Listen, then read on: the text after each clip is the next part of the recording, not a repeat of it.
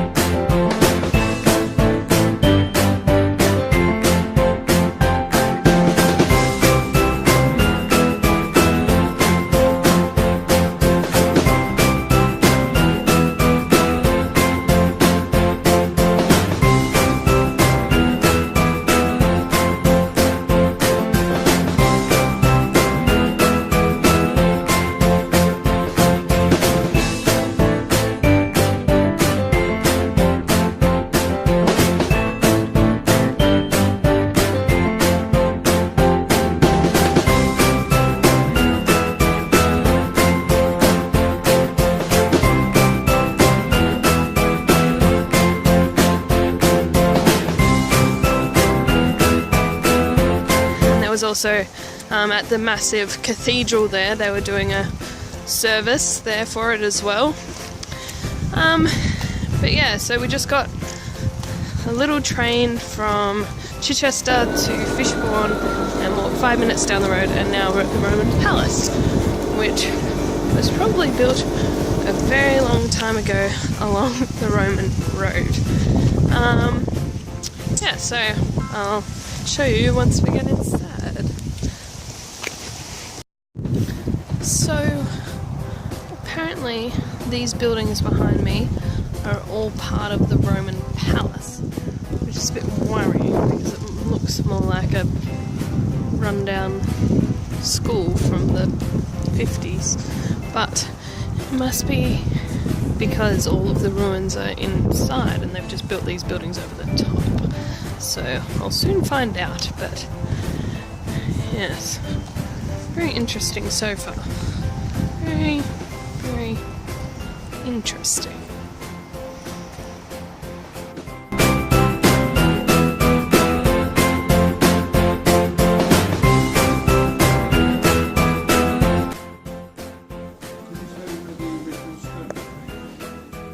So for this one, the area we're in here, this is basically clay, and we've got the chalk down to a flint.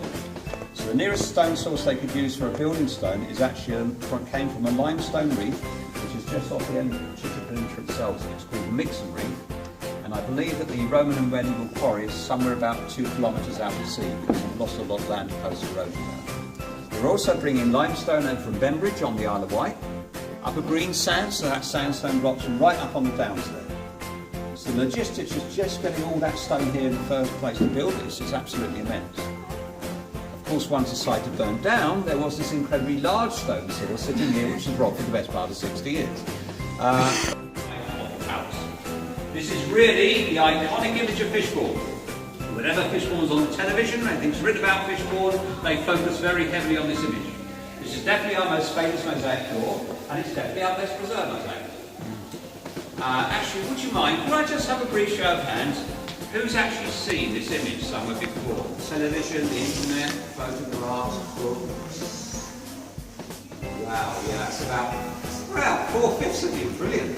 Thank you very much indeed. Now, it's also now believed that each floor is designed and displaying the responsibility of a chief mosaicist. And that chief mosaicist would leave their signature on the floor so people could identify a specific mosaic floor being laid by a specific chief mosaicist. We think we have the chief mosaicist signature on this floor.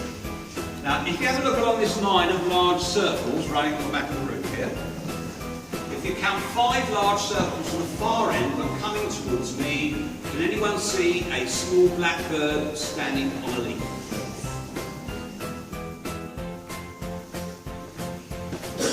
Oh yeah. Okay, that was marginally successful. Let me put it another way. Can anyone not see the small black bird standing on a leaf?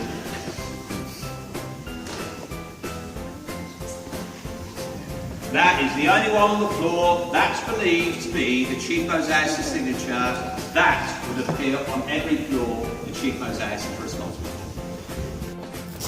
go and just demolish all these houses and get the rest of it up, you know? Yes.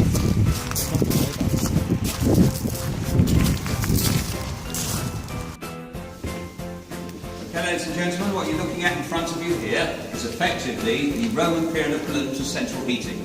This is what is known as a hyperport, and it's basically an underfloor heating system which is heated by hot air. In the middle, there's this almost square chamber with these 4 diagonal channels or flues flying off into each corner, and a central flue going northwards that way. Now that flue is incredibly important because that will go outside the building, and on the outside of the building, that's where the furnace and the stoke hole would be, where the slaves would be burning wood and perhaps charcoal.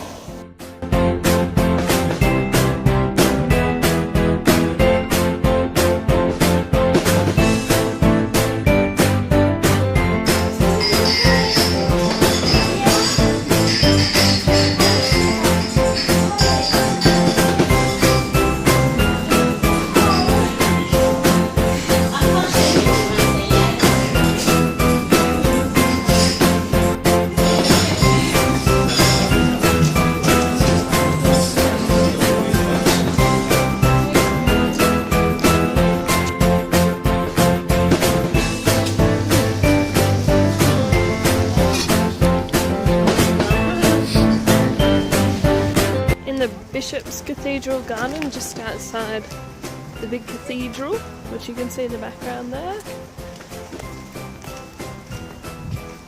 We just happened upon it going down a road where it looked like there wasn't very much happening. There's quite a nice garden in here. It was hidden away.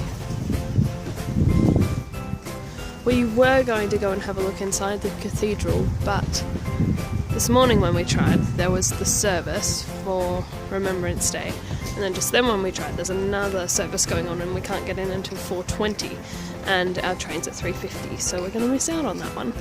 But we saw it from the outside. Looks quite nice.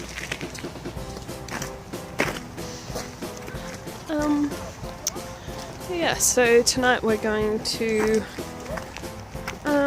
go and have dinner back at Doug's grandma's house, and then tomorrow we'll be going to Brighton, and then the next day we'll be going to pick up our hire car and travelling across the country, and the next country, Wales, and then the next country, Scotland, and then all the way back down to London. That is the plan at the moment, but I'll keep you updated.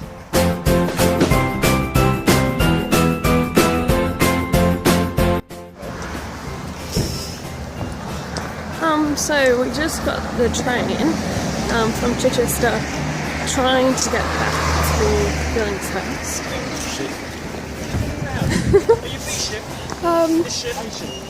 And we had to change in Barnum. So then our first train was delayed, which meant that we arrived in Barnum a little bit late, meaning our next train isn't for another hour. So we're going to have a bit of a look around.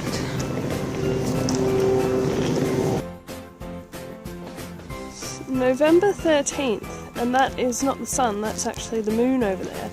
Can't see it very well, but it's the biggest moon in 80 years and it's quite huge. It looks even bigger in real life, and you can actually see all the definition of the moon. Sorry about the terrible footage.